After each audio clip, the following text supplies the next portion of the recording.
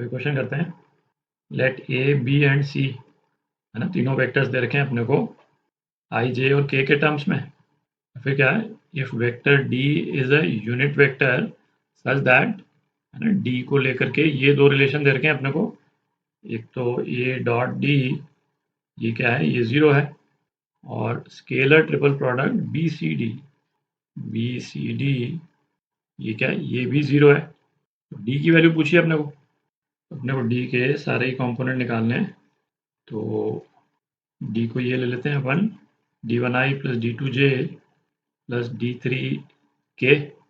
तो ए dot D, है ना, ये क्या हो जाएगा, ये क्या है, i minus J dot D, है ना, d1i plus d2j plus d3k। और ये क्या दे रखा है अपने को, जीरो के बराबर दे रखा है। तो ये क्या हो गया, d1 माइनस d2, ये जीरो के बराबर। तो एक रिलेशन क्या आ गया अपने पास में, d1 जो है वो d2 के बराबर आ गया। ठीक, तो अपना वेक्टर जो है वो क्या हो गया, d1i प्लस d2 भी d1 के बराबर ही है, तो इसको d1j ही लिख लेते हैं, प्लस d3k। ठीक, अच्छा, और क्या देखा आपने को, scalar triple product B C D, ये जीरो के बराबर दे रखा है। तो ये बी सी डी, ये क्या होता था, बी, है ना, जीरो वन माइनस वन। सी क्या है, माइनस आई प्लस के, तो माइनस वन जीरो वन। और डी, है ना, डी क्या हो गया, d1 फिर d1 और d3, ये हो गया। और ये क्या दे रखा है, जीरो के बराबर। तो डिटर्मिनेंट को आप खोल लेते हैं तो क्या आ जाएगा, d3 प्लस 2d1, ये जीरो के बराबर।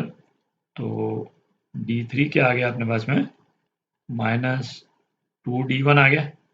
ठीक, तो अपने पास में वेक्टर डी के सारे कोएफिशिएंट्स d1 के टर्म्स में आ गए। ठीक, ये एक इन्फॉर्मेशन और क्या दे रखी है कि डी जो है वो यूनिट वेक्टर है। तो ये यूनिट वेक्टर है, इसका मतलब क्या हुआ कि इसका मैग्नीट्यूड, है ना, अपन मैग्नीट्यूड का स्क्वायर लिख लेते हैं, d1 square plus d2 square plus d3 square, ना, ये क्या है, ये 1 के बराबर। तो ये क्या हो गया, d1 square plus d1 square, और ये क्या हो गया, 4d1 स्क्वायर, मतलब 6d1 स्क्वायर, है ना, 6d1 स्क्वायर, ये 1 के बराबर। तो d1 क्या आ गया, plus minus 1 by under root 6।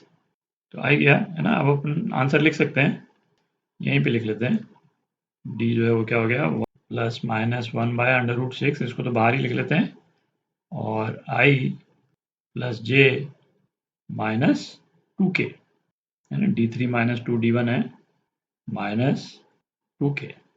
ठीक, तो ये आपका आंसर है, ए पार्ट।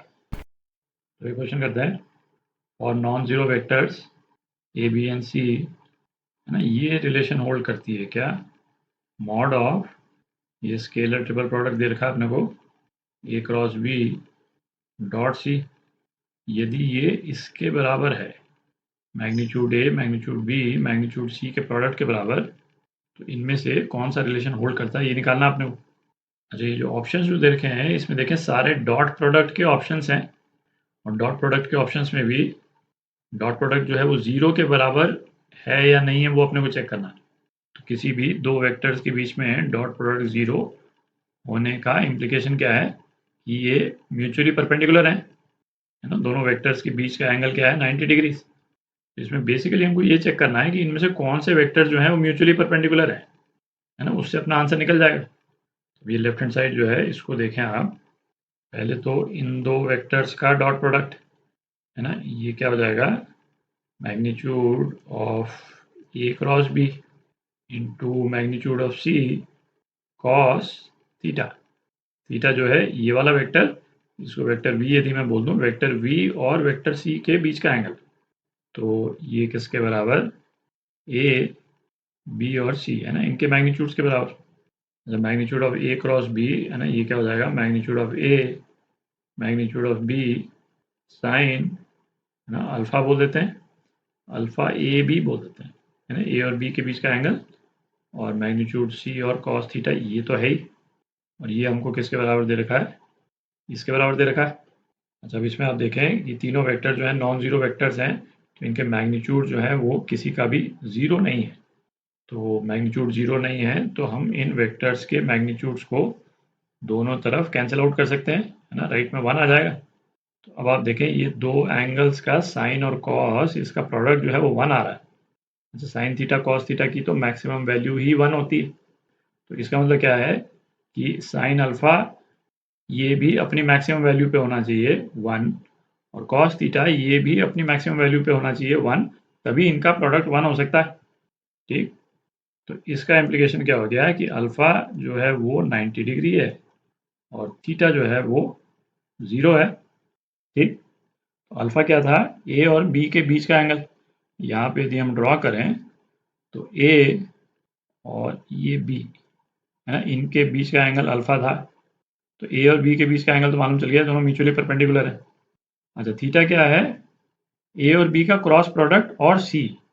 तो ए और बी का जो क्रॉस प्रोडक्ट होगा, है ना, वो क्या होगा, उसका डायरेक्शन जो है वो इस स्क्रीन से परपेंडिकुलरली बाहर की तरफ निकलता हुआ डायरेक्शन होगा, है ना। इस तरह से एरो बनाते हैं अपन, एरो का टिप है ये एक तरह से।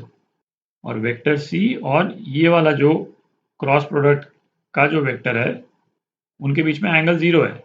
इसका मतलब वेक्टर सी का डायरेक्शन क्या हो गया भाई, वेक्टर सी का डायरेक्शन भी स्क्रीन के बाहर हो गया परपेंडिकुलर, है ना, ये वेक्टर सी हो गया। तो आप देख ही सकते हैं ए बी और सी तीनों के तीनों म्यूचुअली परपेंडिकुलर है, दिख रहा है। तो ये तीनों वेक्टर्स म्यूचुअली परपेंडिकुलर हैं। इसका मतलब क्या हो गया कि A dot B dot C और सी डॉट ए तीनों ही 0 होंगे, है ना। डी पार्ट ये आपका आंसर।